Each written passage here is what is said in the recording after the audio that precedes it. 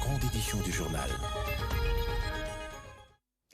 Mesdames, Messieurs, bonsoir. À la une de l'actualité, 41 morts et plusieurs blessés. C'est le bilan des attaques des rebelles Codeco dans le site de déplacés de Lala, dans la chefferie de Bahema. Le bilan s'alourdit. Il passe de 25 à 41 morts selon des sources concordantes. Et puis, après avoir été adopté en première lecture à l'Assemblée nationale, le projet de loi sur la répartition des sièges par circonscription électorale a été examiné en seconde lecture au Sénat. Une loi très attendue par la Commission électorale nationale indépendante pour la suite du processus électoral. Enfin, ouverture ce lundi d'un colloque international sur la gouvernance des provinces à l'université de Lubumbashi. À l'issue de cette rencontre, les résolutions prises seront présentées aux différentes institutions du pays. C'est le premier vice-président de l'Assemblée nationale qui a procédé à l'ouverture des 10 travaux. Voilà tout pour les titres. Mesdames, Messieurs, bienvenue aux 20h. Je l'ai dit, dans la province de l'Ituri, l'attaque des Codeco au site des déplacés de Lala, dans la chefferie de Bahema, Badjera, le bilan est passé de 25 à 41 morts et plusieurs blessés. Un bilan qui demeure toujours provisoire selon les sources concordantes. Les fouilles continuent dans les environs du site et d'autres personnes sont encore portées disparues. Reportage. Un mordicus pour maintenir la province dans un statut de non-État, comme les années avant l'état de siège, où un climat de paix est observé dans plusieurs entités, en territoire de Djougou, Mahagi et Irumu. Dénonciation faite ce lundi par les parlementaires, acteurs de la société civile qui condamnent les attaques des groupes armés. C'est la population civile dans le site déplacé de Lala, en chefferie de Bahema Badjere, en territoire de Djougou. J'en appelle à la conscience de Codeco de cesser de tuer des civils innocents. L'Ituri en a marre de compter chaque jour de morts et de pleurer ses fils et filles lâchement abattus. Une fois de plus, je prends la parole pour dénoncer avec dernière énergie la énième attaque de la collection de la milice Codeco dans le site de déplacés de Lala. C'est la énième carnage dans le site de déplacés en Ituri. Nous demandons aussi par cette même occasion que les groupes armés de l'Ituri puissent respecter leurs signatures dans les différents accords de paix. Du côté de l'administration militaire de l'Ituri, des dispositions sont prises pour sécuriser la zone et traquer tous les fauteurs de troubles, a dit le porte-parole de FARDC, le lieutenant Gilles Ngongo. L'attaque sur le site de déplacés, orchestrée par les hommes armés, qui a coûté la vie de nos compatriotes, constitue un acte de sabotage au processus de paix, de sécurité et de la cohésion sociale voulu par le président de la République, Félix Tshisekedi Tshilombo, incarné et matérialisé en Ituri par le lieutenant-général Luboya Kashama Johnny. En effet, les enquêtes sont en cours pour dénicher tous les auteurs de ces actes criminels, à tous les manipulateurs et membres de groupes armés. Ceux qui sont contre le processus de paix en Ituri, aucun crime de ce genre sur nos populations ne restera impuni. Il est de rappeler que les attaques sur le site des déplacés sont des crimes de guerre et crimes contre l'humanité qui constituent les infractions imprescriptibles. Sachez également que la Chambre haute du Parlement a débuté ce lundi l'examen en seconde lecture du projet de loi portant répartition des sièges par circonscription électorale pour les élections législatives, provinciales, locales et municipales. Une loi très attendue à la CENI pour la poursuite du processus électoral. C'est le vice-premier ministre, ministre de l'Intérieur, qui l'a porté devant les élus des élus. Sandra Nyangé pour le reportage. C'est ce lundi 12 juin 2023 que les sénateurs se sont penchés sur l'examen du projet de loi portant répartition de sièges par circonscription électorale pour les élections législatives, provinciales, municipales et locales. Au cours de cette plénière, sous la houlette du président Modeste Bahati Lukwebo, les sénateurs ont suivi l'exposé du VPM Peter Kazadi qui met en évidence les innovations à apporter dans ce projet de loi. Ce projet innove en ce qu'il programme les élections municipales et locales qui n'avaient pas été organisées jusque-là lors des cycles électoraux précédents. Il comporte 4 annexes ci-après. L'annexe 1 est relative à la répartition des sièges pour l'élection des députés nationaux au niveau national et à l'intérieur de chaque province. Cette répartition des sièges s'opère suivant les modes de calcul déterminés par la loi, notamment l'article 115 de la loi électorale précitée. L'annexe 2 est relative à la répartition des sièges pour l'élection des députés provinciaux. Le nombre de sièges pour les députés provinciaux est de 780 pour l'ensemble du territoire national, dont 64 chefs coutumiers à Copté. Dans leur réplique, la majorité des sénateurs a exprimé l'inquiétude quant à la sécurisation des scrutins. Le cas du Nord Kivu, où l'insécurité bat son plein, même dans les zones sous contrôle du gouvernement. Quelques cas d'irrégularité ont été relevés concernant notamment le nombre d'enrôlés et le nombre de sièges attribués aux circonscriptions électorales. Le vice-premier ministre, ministre de l'Intérieur, Peter Kazadi, a sollicité et obtenu de la plénière un délai de 24 heures afin de rencontrer les préoccupations des élus.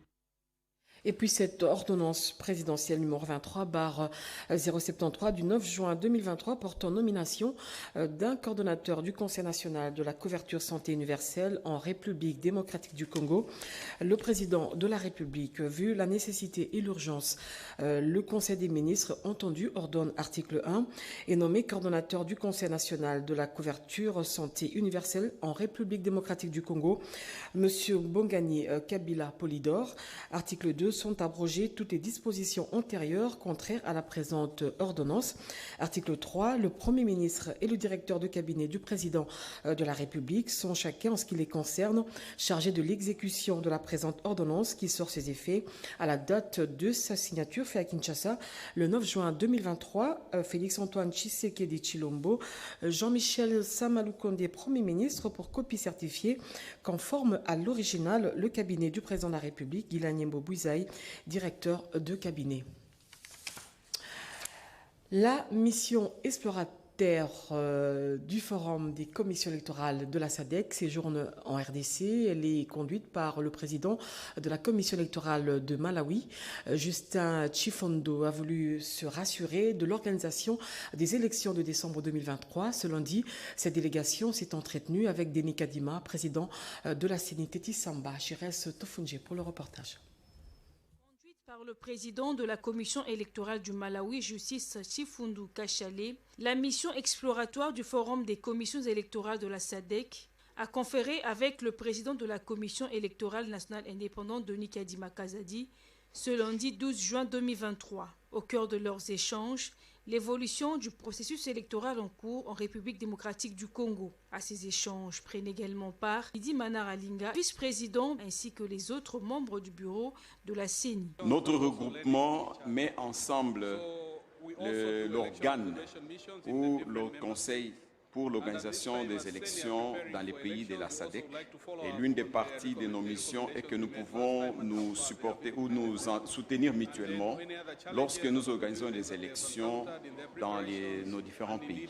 Composé de 12 membres, le programme de la mission exploratoire du Forum des commissions électorales de la SADC, dont Denis Kadima Kazadi, a été désigné pour 2 ans vice-président lors de la 24e conférence annuelle organisée en Namibie en octobre 2022, s'étale du 12 au 16 juin 2023. Elle rencontrera diverses parties prenantes du processus électoral en cours en RDC. Au terme de ces échanges, cette délégation a eu une séance de travail avec le secrétariat exécutif national qui lui a fourni des informations supplémentaires nécessaires à l'accomplissement de sa mission en RDC. Tout citoyen est appelé à accomplir son devoir civique, qui est celui de payer l'impôt. Pour ce faire, une campagne de sensibilisation est organisée par Congo Nouveau pour tous, une ASBEL qui évolue ici à Kinshasa, Merendeke. 6 mois, Maître Babi Akwamba, secondé par Madame Adèle Doubou, ont pris la ferme détermination de sensibiliser la population quinoise sur l'importance et le respect de payer les impôts, car la non-exemplarité des dirigeants congolais à ses devoirs civiques constituera un réel motif de désengagement du Congolais lambda. Dans son pèlerinage à travers les communes de Kinshasa, il a interpellé les consciences sur la vigilance en cette période préélectorale pour faire un bon choix au regard de nombreux enjeux économiques auxquels la RDC fait face. Partout où il est passé, notamment à l'université Révérend Kim dans la commune de Njili, à l'église de la Perfection et à l'esplanade Nzoa dans la commune de Mongafula, pour Chité dans la commune de Limba, Maître Babi Akwamba a eu l'honneur de livrer également le même message. Nous sommes à l'année électorale. Nous voudrions, nous, associations, l'Église et notre pays, que nous puissions nous investir pour que nous soyons des dirigeants qui payent leurs impôts. Les paiements des impôts, à savoir l'impôt foncier, la vignette et sur les revenus locatifs et la taxe de la valeur ajoutée, doivent être respectés afin de donner à l'État la possibilité d'assurer le développement et le bien-être pour tous. Par cette campagne, l'ASPEL Un Congo Nouveau pour tous compte apporter sa contribution pour bâtir un Congo fort, libre et prospère.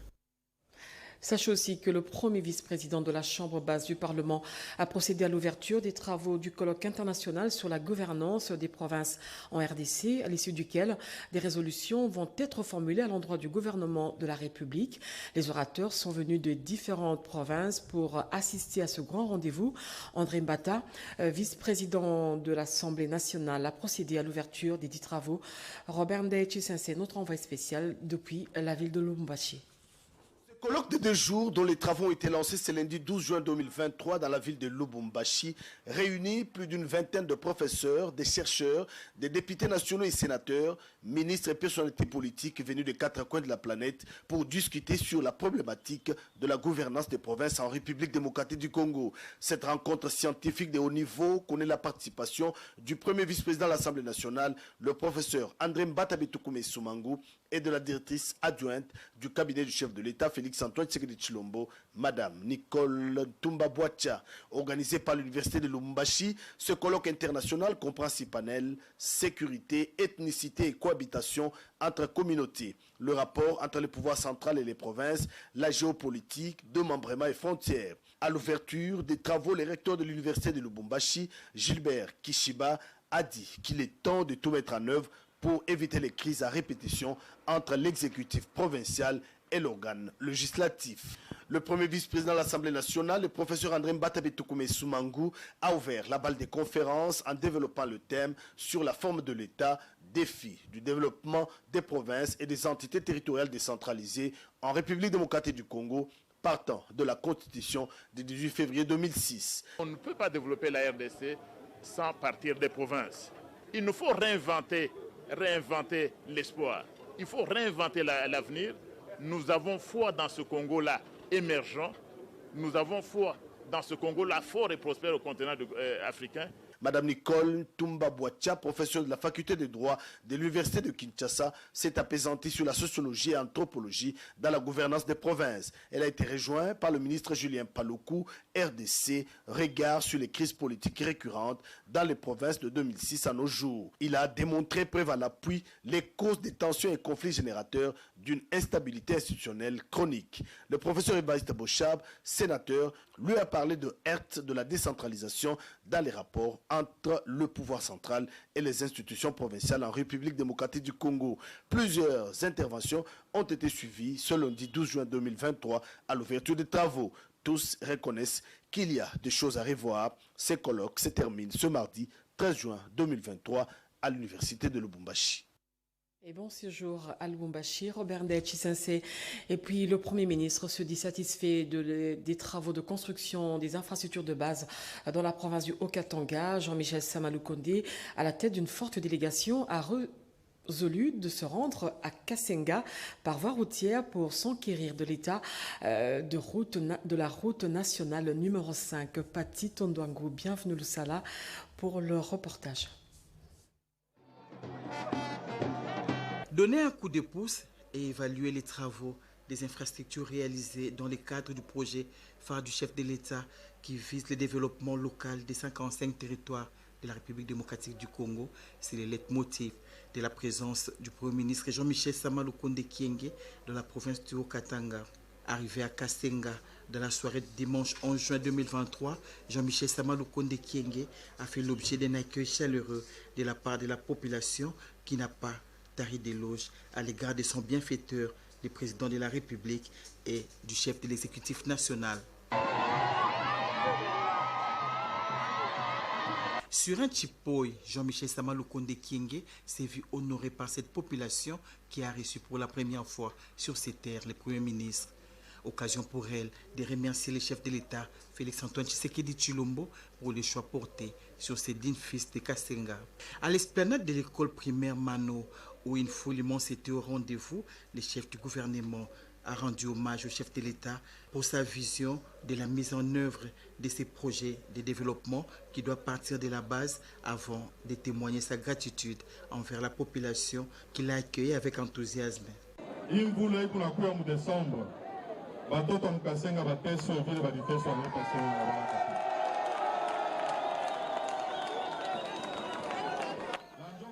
Le président de la République tient à ce que les travaux soient exécutés dans le délai imparti. Nous devons tous nous ranger derrière lui. D'ici le mois de décembre, les travaux de réhabilitation de la RN5 prendront fin.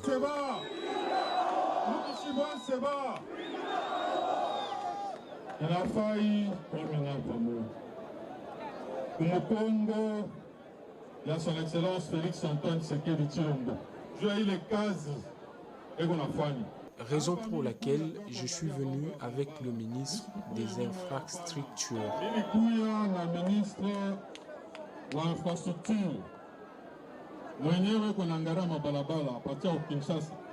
Le Premier ministre Jean-Michel Samalukonde Kienge a promis de faire de son mieux pour que les desiderata de la population de Kasenga puissent trouver des réponses satisfaisantes. Peter Kazadi est attendu ce 16 juin à Kampala, en Ouganda. Le vice-premier ministre, ministre de l'Intérieur, va prendre part à la réunion ministérielle de haut niveau qui sera axée sur les solutions durables des réfugiés de la Corne d'Afrique et de la région des Grands Lacs. À ce sujet, il a échangé avec l'ambassadeur de la République ougandaise en poste ici à Kinshasa, Alain Bikaï. L'ougandaise abritera ce 16 juin la réunion ministérielle de haut niveau afin de plancher sur des solutions durables sur la question des réfugiés dans la Corne d'Afrique, dans l'Afrique de l'Est et dans la région des Grands Lacs. À en croire l'ambassadeur ougandais, venir remettre l'invitation de son gouvernement au vice-premier ministre, ministre de l'Intérieur, Maître Peter Kazadi Kankonde. Près de 5 millions de réfugiés sont présents sur cette zone du continent. La réunion se tiendra à Kampala, à Commonwealth Resort Munyonyo. C'est là où c'est le cadre qui abritera les travaux. Et il sera présidé par le Premier ministre de l'Ouganda. La réunion va commencer demain au niveau d'experts et la réunion ministérielle débutera le 15. C'était très positif. Il m'a remercié de ma visite et pour lui avoir transmis l'invitation de prendre les dispositions pour les déplacements des experts congolais afin de préparer la réunion parce que son Excellence comprend l'importance, les enjeux de cette réunion. Ici est de signaler que cette réunion est une initiative de l'EAC et de la CIRGN. Les 9e Jeux de la francophonie, voilà, j'y arrive, vont bel et bien se tenir ici à Kinshasa au mois de juillet. Tout est mis en œuvre par le gouvernement de la République pour la réussite totale de ces Jeux. L'assurance, c'est du vice-premier ministre, ministre des Affaires étrangères, aux ambassadeurs des pays francophones en poste plutôt ici à Kinshasa. Doris Mozo, Henri Amaury pour le reportage. Plus que quelques semaines pour le 9e jeu de la francophonie qui se tiendront du 28 juillet au 6 août prochain. Le pays qui vont envoyer leurs athlètes veulent se rassurer que tout est fin prêt. C'est le cas du Canada qui compte à lui seul le plus grand nombre d'athlètes, 400 au total. Son ambassadeur à Kinshasa a eu des échanges avec le vice-premier ministre, ministre des Affaires étrangères et francophonie. Il félicite le gouvernement de la République qui met le bouchée double pour la réussite de ce rendez-vous culturel à Kinshasa. Et nous avons discuté aussi plus particulièrement de l'état de préparation des Jeux. Donc moi, j'ai eu l'honneur de participer durant le week-end à me joindre aux différentes délégations qui ont pu faire constater l'état d'avancement des travaux.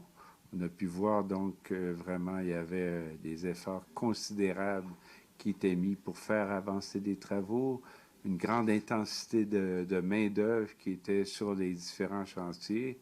Comme il l'a fait avec la délégation européenne, le vice-premier ministre, ministre des Affaires étrangères et francophonie, Christophe Lutundula Palapena-Pala, a rappelé l'engagement de la RDC à réussir ces Jeux. Christophe Lutundula Palapena-Pala a réuni au Salon Rouge du ministère des Affaires étrangères les ambassadeurs francophones en poste à Kinshasa pour leur réitérer la volonté du président de la République, Félix Antoine Tshisekedi Tshilombo, et du gouvernement de mettre tout en œuvre pour la réussite de ces Jeux. Je voudrais aussi vous rassurer sur le fait que, en dépit de vicissitudes pas heureuses de la vie, en dépit de contrariétés de notre histoire, notre pays reste attaché à ses engagements au sein de la francophonie. Séance tenante, le directeur national des Jeux a aussi enrichi le propos du vice-premier ministre, ministre des Affaires étrangères et francophonie, en donnant quelques explications détaillées en ce qui concerne les avancées dans l'organisation des Jeux. Il a tout ramassé, infrastructures, santé, logement, sécurité, ainsi que le GoPass et les visas qui seront gratuits pour toutes les délégations. Le vice-premier ministre, ministre des Affaires étrangères et francophonie, a insisté sur la détermination du président de la République et du gouvernement et invite les ambassadeurs à effectuer une visite de terrain sur différents sites, question de s'assurer du travail réalisé. Le programme de développement local des 145 territoires est palpable dans la province du Lualaba. Le constat est de la délégation du Conseil présidentiel de veille stratégique. Les chantiers sont déjà exécutés à plus de 70%. Guilain Kabalonji, fils Matondo. Dans la province du Lualaba souffle également le vent du programme de développement local des 145 territoires. Des travaux de construction, réhabilitation des infrastructures scolaires, sanitaires et des bâtiments administratifs sont en cours. À Luboudi, territoire à 288 km de Kolwezi, où s'y était rendue une délégation du Conseil présidentiel de veille stratégique, service spécialisé de la présidence de la République, la population s'est bien approprié ce programme. Depuis que ces projets ont été lancés au niveau du territoire, il y a certaines histoires, il y a des innovations qui se passent à travers les territoires. Je pense qu'à la fin de tous les travaux, nous aurons une impression générale qui pourra aller même à 98% de satisfaction. À l'instar des autres territoires, Luboudi va dans le prochain mois disposer d'un bâtiment administratif moderne et équipé. Les travaux évoluent bien, nous a-t-on indiqué. Juste à côté se trouve l'Institut Luboudi, une école de 17 salles de classe qui, pour organiser ses enseignements, dépendait de l'école primaire Luboudi, peut enfin se réjouir d'être bénéficiaire de ses propres salles de classe. Depuis le début en 1954, l'école n'a pas en fait le bâtiment propre. Nous sommes dépendants de l'école primaire. Pour des chapeaux au chef de l'État, c'est un bien. Nous encourageons cela. Des centres de santé en construction dans cette entité ont également été visités. Et sur des sites qui connaissent un retard ou un ralentissement dans l'exécution des travaux, l'équipe du CPVS a lancé un appel au respect du délai prévu. Des raisons d'acheminement difficile des matériaux suite à l'état de la route ont été évoquées. Cependant, quelques solutions sont tout de même préconisées. Nous nous sommes dit de louer d'autres camions pour essayer un peu d'éliminer cette contrainte du temps. Et aussi l'état de la route, nous profitons pendant la saison sèche pour essayer un peu de travailler rapidement parce que quand il arrivera la saison de pluie, nous aurons des difficultés avec la route qui sera vraiment dégradable. Cette mission de suivi et évaluation a été également menée dans les territoires de Muchacha. Outre les travaux de construction du bâtiment administratif, ce territoire va aussi bénéficier de la construction des centres de santé et des écoles. Ces programmes de développement local favorisent aussi la création des activités parallèles. C'est le cas de l'instauration d'un restaurant de fortune tenu par cette dame dans le chantier de l'école primaire Kawewa au profit des ouvriers. Dans l'élan de développement à la base initié par le chef de l'État Félix Antoine Tshisekedi Tshilombo pour réduire les inégalités sociales, la province du Lualaba n'est pas en reste. Et au ministère de l'Environnement, un comité national sera bientôt mis en place. Il sera chargé de la coordination de suivi du projet de convention de Bâle, de Stockholm et de Minamata. Plus de détails avec Doris Mozo et Henri Amoury. Il faut une mise en œuvre de conventions de Bâle sur le contrôle des mouvements transfrontiers des déchets dangereux et de leur élimination, de Rotterdam sur la procédure de consentement préalable en connaissance de causes applicables dans les cas de produits chimiques et pesticides dangereux qui font l'objet du commerce international, de Stockholm sur les polluants organiques persistants et de Minamata sur le mercure, y compris l'approche stratégique de gestion internationale des produits chimiques. C'est dans ce cadre que se tient à Kinshasa, au centre CEPAS, un atelier de renforcement de capacité nationale en vue d'identifier toutes les parties prenantes au niveau national. Ces parties prenantes vont procéder à la mise en place d'un comité national de coordination. Qu'il me soit permis de rappeler la nécessité et l'urgence de la prise en charge financière par les trésors publics, le financement de la mise en œuvre de ces différentes conventions sur les produits chimiques et déchets pour lutter contre la pollution chimique et réduire ainsi son impact sur l'homme et sur l'environnement. Le ministre d'État en charge de l'environnement qui a ouvert le travaux, F. Bazaïba, a encouragé l'Agence congolaise de l'environnement ainsi que les participants à cet atelier à se mettre au travail pour donner à la RDC un comité national afin de démarrer le projet et veiller à sa bonne exécution au niveau national. J'ose croire que les différentes parties prenantes ici impliquées dans le cycle de vie des produits chimiques et des déchets présents dans cette salle participeront de manière efficace et efficiente à la planification de la mise en œuvre de ces projets. À l'issue de cet atelier, un état des lieux des conventions de Bâle, de Stockholm et de Minamata, y compris de la SAICEM en RDC, sera présenté, le terme de référence du comité validé, puis l'installation du comité de coordination par les parties prenantes identifiées.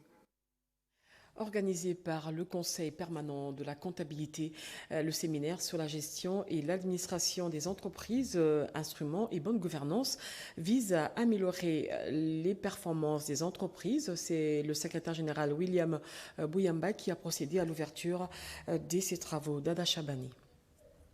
Question pour les entreprises publiques et privées de naviguer à vue dans la gestion de leur comptabilité et l'élaboration de leur budget. Le Conseil permanent de la comptabilité au Congo, CPCC, renforce les capacités des cadres et agents des entreprises publiques et les promoteurs des entreprises privées sur le contrôle de la gestion et la bonne gouvernance de ces entreprises. C'est dans les soucis d'améliorer la performance dans la conduite de leur entreprise et entité, ce qui justifie les séminaires organisés du 12 au 15 juin 2023 au siège de CPCC sous les thèmes « Le contrôle de gestion et l'administration des entreprises ». Instrument de bonne gouvernance des entités. Les contrôles de gestion, un meilleur pilotage de l'entreprise.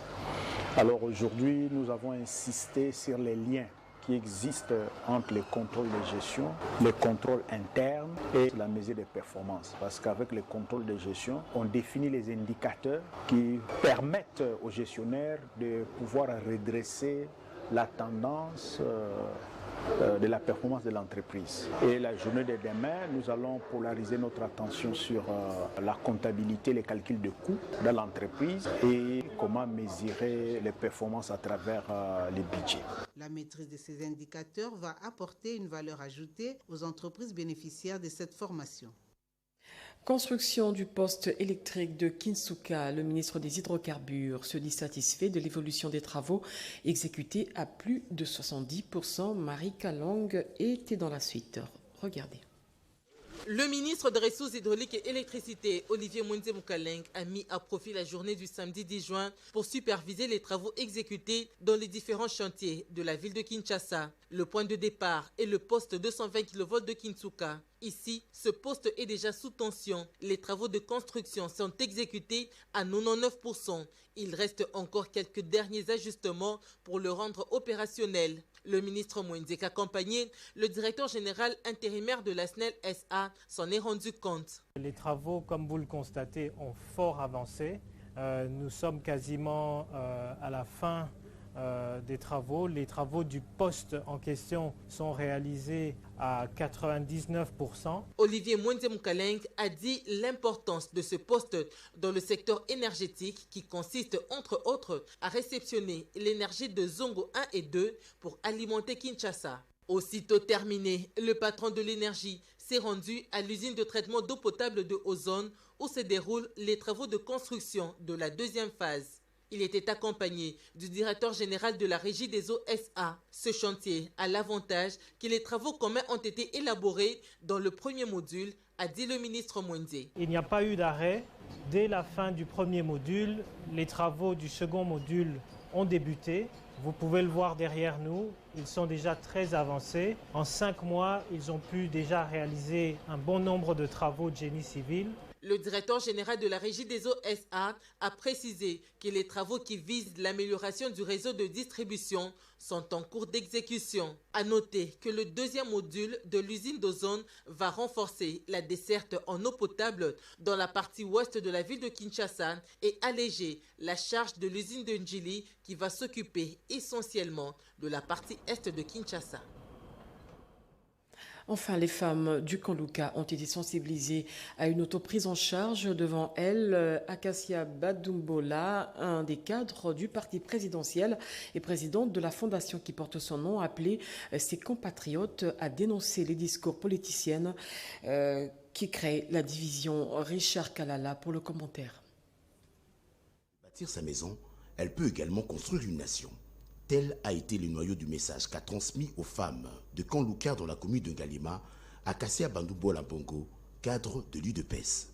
Toujours dans la perspective d'une continuité des actions à impact visible, loin d'atteindre son épilogue, la présidente de la fondation Acacia en action dans sa structure des femmes sages a sensibilisé ses congénères au travail bien fait en s'alignant derrière la vision du chef de l'État lui-même, garant d'une masculinité positive.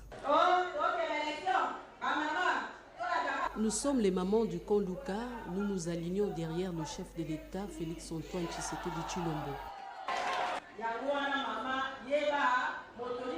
C'est pourquoi les mamans, soyons prudentes, que personne ne vienne nous tromper avec des discours mielleux.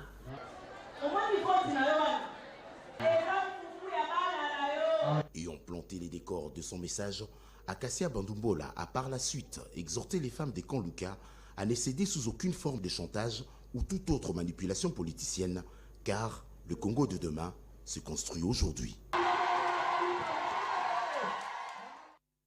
Fin de ce journal, l'actualité continue à 23h avec José Baïtouambo. Moi, je vous retrouve demain avec le même plaisir et à la même heure et sur la même chaîne. D'ici là, portez-vous bien. Au revoir.